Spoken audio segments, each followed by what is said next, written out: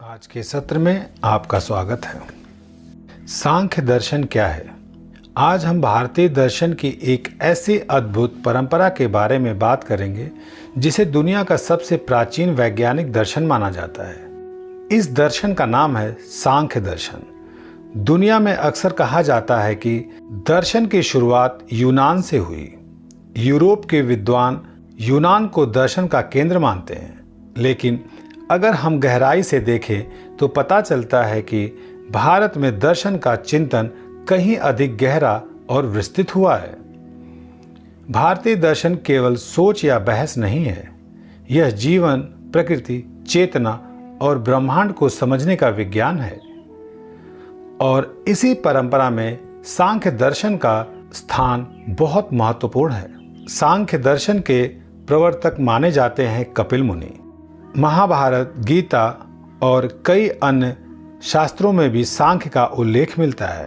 भगवत गीता में भगवान कृष्ण कहते हैं, सांख्य और योग को अलग अलग समझने वाले अज्ञानी हैं। अर्थात सांख्य और योग एक ही सत्य के दो पहलू हैं। सांख्य हमें सिद्धांत देता है और योग उस सिद्धांत को जीवन में उतारने की विधि देता है। सांख्य दर्शन का मुख्य विचार। सांख्य दर्शन का सबसे महत्वपूर्ण सिद्धांत है, सृष्टि की कोई नई रचना नहीं होती। आज भी आधुनिक विज्ञान यही कहता है कि ब्रह्मांड में कुछ भी नया पैदा नहीं होता। विज्ञान का एक सिद्धांत है, कुछ भी शून्य से पैदा नहीं हो सकता, यानी नथिंग कम्स फ्रॉम नथिंग्स। सांख्य दर्शन हजारों साल पहले ही यह बात कह चुका था। यह कहता है कि सृष्टि का निर्माण नहीं होता, बल्कि विकास होता है। उदाहरण से समझिए, मान लीजिए आपके हाथ में एक बीज है। उस बीज के अंदर एक विशाल पेड़ बनने की क्षमता छुपी है। जब उसे मिट्टी, पानी, सूर्य का प्रकाश मिलता है तो वही बीज एक पेड़ बन जाता है। तो क्या पेड़ अचानक पैदा हुआ? नहीं, पेड़ पहले से ही बीज के अंदर संभावित रूप से मौजूद था। यही सिद्धांत सांख्य दर्शन का है, जिसे कहा जाता है सत कार्यवाद। इसका अर्थ है कार्य पहले से ही कारण में मौजूद होता है। प्रकृति का सिद्धांत। सांख्य दर्शन कहता है इस पूरे ब्रह्मांड का मूल कारण है प्रकृति। प्रकृति वह मूल तत्व है जिससे सारी सृष्टि प्रकट होती है। प्रकृति को कई नाम दिए गए हैं। प्रधान, मूल प्रकृति, जगत जननी, महाशक्ति। प्रकृति को अनादि कहा गया है, अर्थात न किसी ने इसे बनाया और न ही इसे नष्ट किया जा सकता है। आज का विज्ञान भी यही कहता है, पदार्थ न बनाया जा सकता है और न नष्ट किया जा सकता है, यह केवल अपना रूप बदलता है। प्रकृति के तीन गुण। सांख्य दर्शन के अनुसार प्रकृति तीन मूल गुणों से बनी है, सत्व, रजस, तमस। सत्व प्रकाश, ज्ञान और शांति का गुण। रजस गतिशीलता, क्रिया और ऊर्जा का गुण। तमस अंधकार, जड़ता और आलस्य का गुण। ये तीनों गुण हर चीज में मौजूद होते हैं, इंसान में भी। विज्ञान से संबंध। आधुनिक विज्ञान ने बहुत बाद में यह खोज की कि पदार्थ स्थिर नहीं है।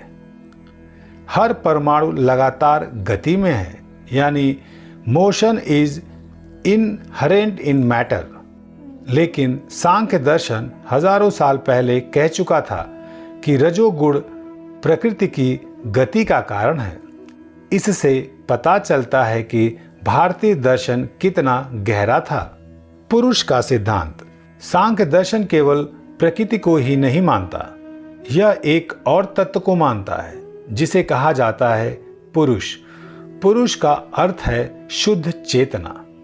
प्रकृति जड़ है, लेकिन पुरुष चेतन है। प्रकृति में क्रिया है, लेकिन पुरुष केवल साक्षी है। जैसे सूर्य प्रकाश देता है, लेकिन खुद कुछ नहीं करता, वैसे ही पुरुष केवल देखने वाला है। संसार कैसे बनता है? जब पुरुष और प्रकृति का संपर्क होता है तब सृष्टि का विकास शुरू होता है। प्रकृति के 3 गुण असंतुलित होने लगते हैं और उनमें पूरा ब्रह्मांड प्रकट होने लगता है।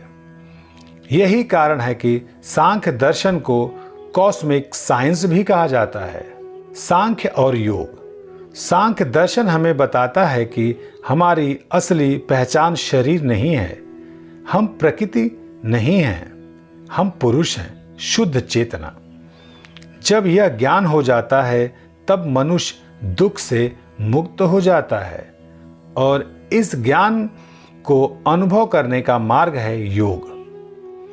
इसलिए कहा गया है सांख्य बिना योग अधूरा है और योग बिना सांख्य। सांख्य दर्शन हमें सिखाता है कि संसार प्रकृति का खेल है, चेतना उससे अलग है और जब मनुष्य अपनी असली चेतना को पहचान लेता है तब वही मुक्ति है।